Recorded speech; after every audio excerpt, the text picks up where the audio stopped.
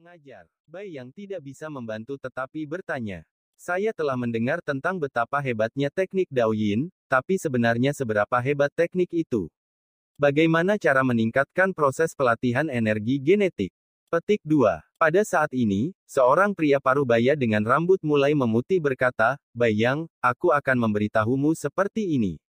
Misalnya, jika Anda tidak mempelajari teknik Daoyin dan hanya menggunakan teknik Wuxin Xiangtian selamanya, maka sel Anda akan penuh dari energi setelah 5 menit latihan sehari. Sel Anda tidak akan bisa menyerap lebih banyak energi. Petik 2. Namun, dengan menggunakan teknik Daoyin, kapasitas sel Anda akan meningkat. Dengan cara ini, Anda dapat berlatih selama 8 menit, mungkin 10 menit, dan bahkan mungkin 1 jam. Pria parubaya ini melihat ke arah kelompok Luo Feng, apakah kalian mengerti sekarang? Setelah mendengar ini, Luo Feng tiba-tiba menyadari. Teknik Daoyin hanya meningkatkan nafsu makan setiap sel, pikir Luo Feng dalam hati. Sel-sel yang menyerap energi samar kosmos dan mengubahnya menjadi energi genetik sama seperti bagaimana manusia perlu makan makanan. Jika seseorang hanya bisa makan 3 kali, teknik Daoyin bisa membuatnya makan 5 atau 10 kali makan. Jiang Nian tersenyum, jika Anda tidak berlatih teknik Daoyin, maka anggaplah bahwa jumlah energi yang dapat diserap sel Anda adalah 1 unit. Begitu Anda mulai berlatih teknik Daoyin, jumlah energi yang dapat diserap sel Anda bisa menjadi 2 unit, 3 unit, atau bahkan mungkin lebih. Dengan kata lain, 1 tahun pelatihan Anda bisa melampaui 10 tahun pelatihan orang lain. Inilah pesona dari teknik Daoyin. Setiap petarung di tempat kejadian berbicara tentang teknik Daoyin, karena masing-masing dari mereka jelas-jelas banyak bicara tentang topik tersebut. Tentang teknik Daoyin, petarung terkuat, pemimpin dari semua dojo batas, Hong, menciptakan 9 jenis teknik Daoyin. Jika Anda bergabung dengan Dojo of Limits saya dan memberikan kontribusi yang cukup untuk dojo, maka Anda mungkin memiliki kesempatan untuk mempelajari teknik Daoyin kelas atas ini. Semua petarung tertawa dan memikat Luo Feng dan kelompoknya. Semua kekuatan besar di bumi berharap memiliki lebih banyak pejuang di negara mereka. Instruktur, Luo Feng tiba-tiba angkat bicara. Instruktur Jiang Nian tertawa saat dia melihat ke arah Luo Feng, apa masalahnya? Instruktur, tentang pria berambut perak yang baru saja keluar bersama instruktur kepala. Kenapa dia bisa menghentikan semua bentuk perlawanan hanya dengan 1 tatapan? Kekuatan macam apa yang dimiliki petarung ini? Luo Feng belum pernah mendengar bahwa petarung sekuat ini, jadi dia sangat penasaran. Instruktur Jiang Nian sedikit tertawa, sementara para petarung di sampingnya benar-benar tertawa terbahak-bahak. Nak, orang yang keluar dengan instruktur kepala itu adalah pembaca roh. Pembaca roh bahkan lebih sedikit dari kita para pejuang semua tertawa saat mereka berkata, tentu saja, pembaca roh biasanya juga pejuang. Namun, mereka adalah eksistensi paling menakutkan di antara para petarung. Pembaca roh. Luo Feng kaget. Luo Feng telah membaca perkenalan tentang mereka berkat internet modern. Mereka semua mengatakan bahwa pembaca roh adalah eksistensi khusus di dalam para pejuang, dan juga eksistensi yang sangat menakutkan. Namun, internet tidak menjelaskan secara spesifik tentang seberapa menakutkan mereka sebenarnya. Setelah kamu menjadi petarung di masa depan, kamu akan mengenal pembaca roh, instruktur Jiang Nian tertawa, baiklah, ujian calon petarung hari ini telah berakhir. Kalian bertiga juga bisa pulang. Yuk. Pastikan Anda mencap tangan kontrak Anda di dokumen Anda. Kami akan menghubungi Anda dalam beberapa hari. Baiklah, kalian bisa pergi sekarang. Ya, instruktur. Luo Feng, Yang Wu, dan Bai yang berbalik dan meninggalkan aula pelatihan. Mereka dikawal dan diawasi dengan cermat oleh penjaga yang memegang senjata saat mereka meninggalkan sektor tersebut. Pintu masuk sektor Ming Yue. Luo Feng, Yang Wu, dan Bai yang semuanya tersenyum cerah. Nama saya Bai Yang, dan saya dari Akademi Militer Top di Jiangnan.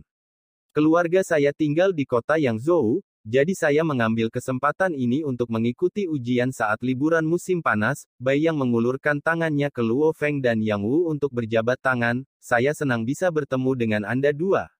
Akademi Militer Top Jiangnan. Luo Feng berencana pergi ke sana. Luo Feng tertawa, nama saya Luo Feng, dan dia Yang Wu. Kami berdua dari Dojo of Limits wilayah Xi'an. Masa depan Luo Feng saudara pasti tidak terbatas. Tidak banyak orang menjadi pejuang bahkan di kelas elit kami di Akademi Militer, Bai yang dengan senang hati berteman. Untuk Luo Feng menjadi calon petarung di usia yang begitu muda, dia bahkan lebih senang menjadi teman. Luo Feng mungkin menjadi orang yang sangat penting di masa depan. Yang Wu tertawa di sampingnya, jangan bicara terlalu banyak. Ini pasti takdir bagi kita semua untuk lulus ujian di tempat yang sama di hari yang sama. Hari ini hari yang baik. Ayo cari restoran untuk makan enak dan ngobrol dengan gembira. Oke, Bai yang tersenyum dan menerima. Ayo pergi, Luo Feng juga tertawa. Mereka bertiga baru saja lulus ujian calon petarung dan sangat bersemangat. Mereka memilih sebuah restoran dan makan siang bersama, dan kemudian berpisah kembali ke rumah. Luo Feng minum minuman keras hari ini dan sedang menunggu untuk melaporkan kabar baik kepada keluarganya di kereta bawah tanah. Namun, terlalu banyak orang di kereta bawah tanah. Dia takut jika dia mengucapkan kata-kata, lulus ujian calon petarung, dia akan menimbulkan keributan. Yah, belum terlambat untuk menelepon setelah aku keluar dari kereta bawah tanah. Setelah mengambil jalur kereta bawah tanah tanda pagar 1 ke stasiun Jalan Zhong'an, akan membutuhkan waktu lama untuk berjalan ke jalur tanda pagar 11 di stasiun Jalan Zhong'an. Aku akan memberitahu ayah, ibu, dan saudara laki-laki sekarang. Luo Feng sangat bersemangat sampai sekarang. Calon petarung. Keluarganya sangat miskin dan bekerja selama bertahun-tahun, dia telah bekerja selama bertahun-tahun, dan akhirnya ada beberapa prestasi. Saat dia berdiri di trotoar stasiun Jalan Zhong'an, Luo Feng mengeluarkan ponselnya. BIP. BIP. Setelah mengetik nomornya, Luo Feng menunggu. Halo, ponsel itu membawa suara kakaknya. Luo Feng tertawa dan berkata, ini aku. Tentu saja, apa kamu tidak tahu orang macam apa kakakmu itu? Tentu saja saya lulus. Haha, ya, oke. Luo Feng memegang ponselnya dan dengan gembira berkata, apakah ibu ada di rumah? Oke, biarkan ibu mengangkat telepon. Halo, ibu, ini aku, Feng. Luo Feng sangat bahagia. Saat dia mendengar suara gembira ibunya yang gembira di telepon seluler, sisi mata Luo Feng mulai menjadi lembab, karena dia telah bekerja terlalu lama untuk hari ini. Bu, kamu sudah bertanya 3 kali. Aku benar-benar lulus ujian.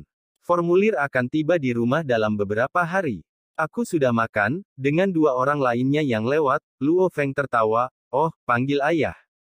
Jangan khawatir bu, saya tidak akan lupa. Oke, saya tahu. Setelah dia menutup telepon, Luo Feng tidak bisa menahan senyum. Kebahagiaan, kepuasan. Bukankah pelatihan pahit Luo Feng sejak kecil hanya untuk hari ini? Luo Feng mengatur pernapasannya dan menenangkan dirinya sendiri, atau dia tidak akan bisa menelepon ponsel ayahnya. Dalam keluarga ini, Luo Hongguo adalah gunung keluarga, pilar keluarga. Sebelum Luo Feng menjadi anggota elit, keluarga harus sepenuhnya bergantung pada apa yang diperoleh ayahnya. Meski ibunya bekerja, ia membutuhkan tenaganya untuk merawat kedua putranya, terlebih lagi karena salah satu dari mereka cacat. Pekerjaan renovasi rumah ayah itu pahit dan sulit, dia sering terluka saat bekerja. Ayah, mulai sekarang, kamu tidak akan pernah mengalami pekerjaan yang melelahkan seperti itu lagi, pikir Luo Feng dalam hati. BIP, sebuah suara datang dari ponsel saat Luo Feng menunggu ayahnya menjawab. Kok tidak ada jawaban?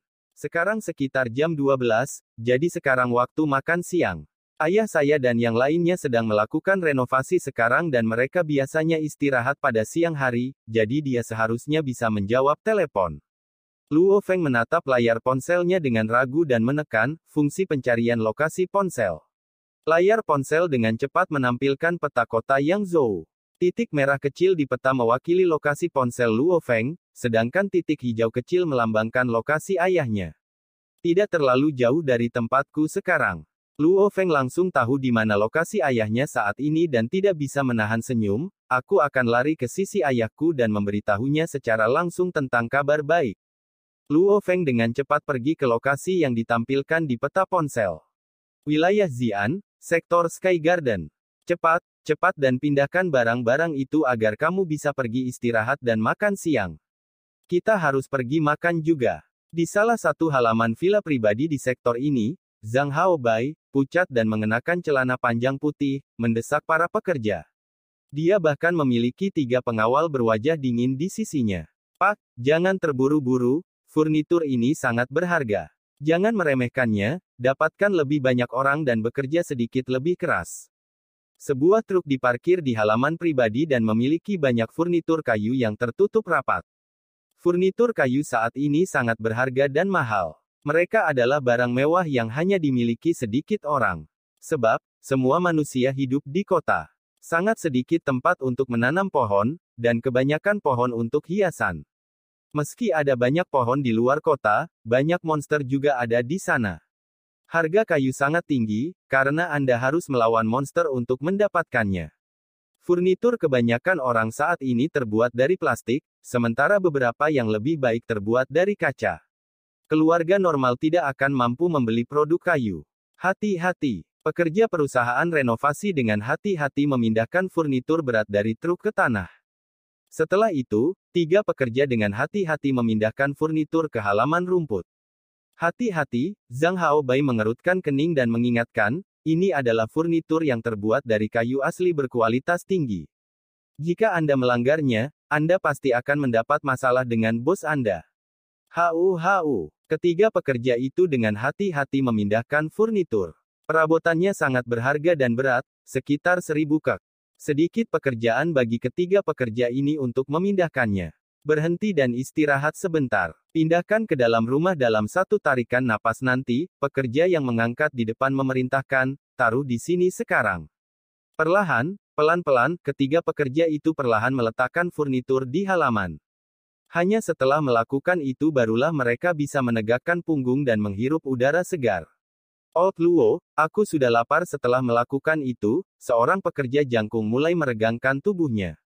Setelah memindahkan ini dan 2 perabot lagi, kita akan selesai. Setelah itu, kita semua bisa makan bersama. Luo Hongguo tertawa sambil melihat kedua pekerja lainnya. Dia menyeka keringatnya dengan kemejanya. Saat itu bulan Juni dan hampir jam 1 siang, jadi itu adalah waktu terpanas hari itu. Bagi mereka bertiga untuk memindahkan perabot berharga seberat 1000 kg, itu pasti pekerjaan yang pahit. Bekerja lebih cepat. Zhang Haobai memerintahkan dengan tidak sabar. Luo Hongguo membungkuk untuk meraih furnitur, teman-teman, bekerja keras dan pindahkan furnitur ini ke dalam. Ayo, 1, 2, 3, naik. Luo Hongguo dan kelompoknya bersama-sama naik dan dengan hati-hati menaiki tangga. Mereka dengan cepat memasuki rumah dan segera keluar. Ketika Luo Hongguo dan kelompoknya berjalan melewati Zhang Haobai, Zhang Haobai mengerutkan kening setelah mencium keringat yang keluar dari mereka. Orang miskin akan menjadi orang miskin, melakukan pekerjaan pahit seperti ini. Mereka akan memiliki kehidupan yang pahit selama sisa hidup mereka, pikir Zhang Haobai dalam hati. Ayah Zhang Haobai kaya, jadi dia lahir dalam keluarga kaya. Zhang Haobai selalu memandang rendah orang-orang yang berada di bawah masyarakat. Baginya, mereka yang mau melakukan pekerjaan pahit semacam ini tidak memiliki semangat juang dan pantas menjalani hari-hari pahit mereka. Hati-hati, jangan sentuh gerbangnya. Luo Hongguo dan kelompoknya dengan hati-hati memindahkan furnitur selangkah demi selangkah. Kemeja mereka basah kuyup oleh keringat. Tetesan keringat bocor dari kepala dan mengalir ke leher mereka. Istirahat sebentar di luar rumah, Luo Hongguo meletakkan perabotan dan mengatur pernapasan mereka. Ayo, 1, 2, 3, naik. Meskipun Luo Hongguo dan kelompoknya lelah, mereka telah melakukan ini selama 20 hingga 30 tahun, jadi mereka terbiasa. Mereka tahu batasan mereka, jadi kesalahan jarang terjadi. Segera setelah itu, Luo Hongguo dan kelompoknya pergi untuk memindahkan perabotan terakhir. Benar-benar panas, Zhang Haobai mengangkat kepalanya dan melihat ke arah langit. Saudara Wang, kita akan pergi makan di restoran terdekat nanti. Terima kasih Tuan Muda, ketiga pengawal itu tertawa sebagai jawaban. Zhang Haobai melirik perabot terakhir yang dibawa ketiga pekerja itu dan mendengus dari hidungnya. Dia secara alami membenci jenis petani ini. Tiba-tiba, tatapannya tertuju pada marmer yang digunakan untuk trotoar. Salah satu ubinnya retak, yang tak sengaja dibuat saat dia separade dengan pengawalnya beberapa hari lalu. Mata Zhang Haobai berbinar, saya kekurangan uang akhir-akhir ini dan sekarang adalah kesempatan bagus untuk menghasilkan uang. Saat ini, Luo Hongguo dan kelompoknya sedang sibuk memindahkan furnitur ketiga. Mendadak, ponsel mulai berdering. Luo Hongguo, yang saat ini sedang memindahkan furnitur, bersukacita di dalam hatinya, itu pasti dari Feng, namun, karena Luo Hongguo sedang memindahkan furnitur, dia tidak dapat menjawab telepon. Dia harus menelepon kembali setelah dia meletakkan perabotannya. Istirahat sebentar di luar rumah, pelan-pelan, Luo Hongguo dan kelompoknya perlahan-lahan meletakkan perabotan. Luo Hongguo mengeluarkan ponsel dari sakunya. Melihat tampilan, panggilan itu memang dari putranya. Dia tersenyum dan bersiap untuk menelepon kembali. Apa masalahnya dengan kalian? Hei, kami sudah menyuruh kalian untuk berhati-hati, apa yang kalian lakukan? Suara kemarahan naik. Luo Hongguo dan kelompoknya menoleh karena terkejut dan hanya melihat wajah muram Zhang Haobai. Zhang Haobai dengan marah menunjuk ke marmer, inikah caramu melakukan sesuatu? Karena kalian bahkan tidak fokus, lihat, trotoar rumah saya dirusak oleh kalian. Ini marmer Nansan, yang dibeli di luar kota. Sepotong marmer harganya sekitar $100.000, dapatkah Anda membayarnya? Hah? Luo Hongguo dan kelompoknya menundukkan kepala dan melihat. Memang, di trotoar menuju jalan, salah satu marmer mengalami retakan kecil. Aku akan menelepon bos perusahaanmu. Ada apa dengan ini? Zhang Haobai mengomel, Saudara Wang, kamu punya nomor telepon perusahaan mereka kan? Hubungi perusahaan mereka dan serahkan bos mereka ke sini. Tidak ada gunanya berbicara dengan orang-orang ini lagi. Saya memiliki nomor telepon perusahaan mereka di sini. Pengawal bernama Wang segera mengeluarkan ponselnya dan mulai menelepon. Luo Hongguo dan kelompoknya sangat akrab. Itu salah, pekerja besar itu segera berkata, retakan pada marmer sudah ada. Saya melihatnya. Membuat alasan. Tidak ada gunanya membuat alasan. Zhang Haobai tertawa keras. Luo Hongguo mengerutkan kening. Sebagai seorang pekerja tua yang berpengalaman, dia tahu jenis perselisihan ini adalah yang paling merepotkan. Perusahaan biasanya sangat menghargai reputasinya.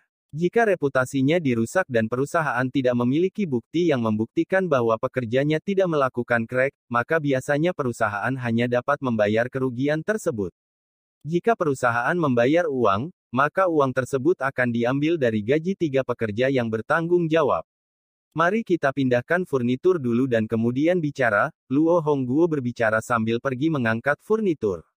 Pindahkan furniturnya. Zhang Haobai melangkah maju dan mendorong Luo Hongguo dan mulai menguliahi ketiga pekerja itu, jangan main-main. Furnitur di atas marmer adalah buktinya. Anda ingin memindahkan furnitur dan kemudian bersikap bodoh. Saya telah melihat trik kecil ini sepanjang waktu. Tunggu bosmu datang dan bicaralah.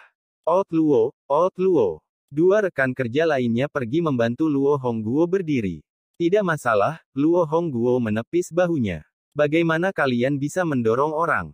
Kami bahkan tidak yakin jika kami memecahkan marmernya, apa artinya mendorong? Dua rekan kerja lainnya segera melotot dan berbicara dengan marah. Orang-orang yang melakukan pekerjaan semacam ini tidak takut apa-apa, jika mereka marah, maka perkelahian akan terjadi. Kalaupun mereka dipenjara oleh polisi, mereka hanya menginginkan uang dan bukan nyawa mereka, bahkan polisi pun tidak bisa menangani mereka dan pada akhirnya akan membebaskan mereka. Jangan mencoba dan berdebat denganku. Kedua kaki Luo Hongbai seperti kilat dan menendang perut kedua pekerja itu. Pu. Kedua rekan kerja itu terbang dan jatuh ke tanah. Kamu tidak tahu dengan siapa kamu berdebat, Zhang Haobai tertawa dingin. Keluarga Zhang-nya di wilayah Xi'an memiliki banyak kontak. Bahkan jika dia memukuli beberapa pekerja tetap, tidak akan terjadi apa-apa. Tian tua, monyet besar, kamu baik-baik saja. Luo Hongguo juga menjadi gugup. Anak muda, bagaimana Anda bisa melakukan ini? Luo Hongguo berkata dengan marah. Zhang Haobai mengerutkan kening setelah mencium keringat Luo Hongguo dan melambai, Saudara Wang, kalian beri mereka pelajaran sehingga mereka akan diam. Tuan muda, perusahaan renovasi, pengawal bernama Wang menyerahkan ponselnya. Oke, Zhang Haobai melambaikan tangannya dan ketiga pengawal itu segera pergi untuk memukuli ketiga pekerja tersebut, sementara Zhang Haobai memegang telepon. Ya, saya dari Taman Langit. Biarkan ketua Anda Hou mengangkat telepon. Ketua Hou, ada masalah apa dengan 3 pekerja yang Anda kirim hari ini? Mereka ceroboh dan membuka trotoar marmer halaman rumput saya. Cepat kirim orang dan selesaikan ini. Jika Anda tidak mengetahuinya, jangan mengharapkan uang. Petik 2. Saat percakapan masih berlangsung. Berhenti, sebuah suara marah datang dari luar halaman. Saat ini, Luo Hongguo dan rekan kerjanya berada di pojok dan memiliki jejak kaki di sekujur tubuh mereka dari pengawal. Ketiga pengawal dan Zhang Haobai semuanya menoleh. Sebuah gambar yang teduh terbang ke halaman dan Zhang Haobai langsung mengenalinya dan mengamuk, Luo Feng, kamu datang ke rumahku untuk menerima pukulan. Persetan denganmu. Luo Feng melihat ayahnya, membungkuk ke belakang, bersimbah keringat, dan jejak kaki berlumuran. Mata Luo Feng langsung memerah. Ayahnya harus menanggung hidup yang pahit dan selalu disukai. Dan hari ini, hal seperti ini terjadi padanya. Salah satu pengawal yang bertubuh pendek dan gemuk tertawa terbahak-bahak saat melangkah maju. Minggir, Luo Feng berteriak dan kakinya, seperti kilat, menendang dengan kasar. Pengawal bahkan memblokirnya dengan tangan kanannya. Tendangan berat itu segera melebarkan mata pengawal pendek gemuk itu. Dia terbang 4 hingga 5 meter di udara sebelum jatuh kembali ke tanah. 2 pengawal lainnya tercengang. Luo Feng, kamu berani memukul anak buahku? Zhang Haobai memelototi dan berteriak, kamu yang memintanya. Persetan. Luo Feng berteriak dengan marah saat dia memelototi dengan ganas dan mengatupkan giginya.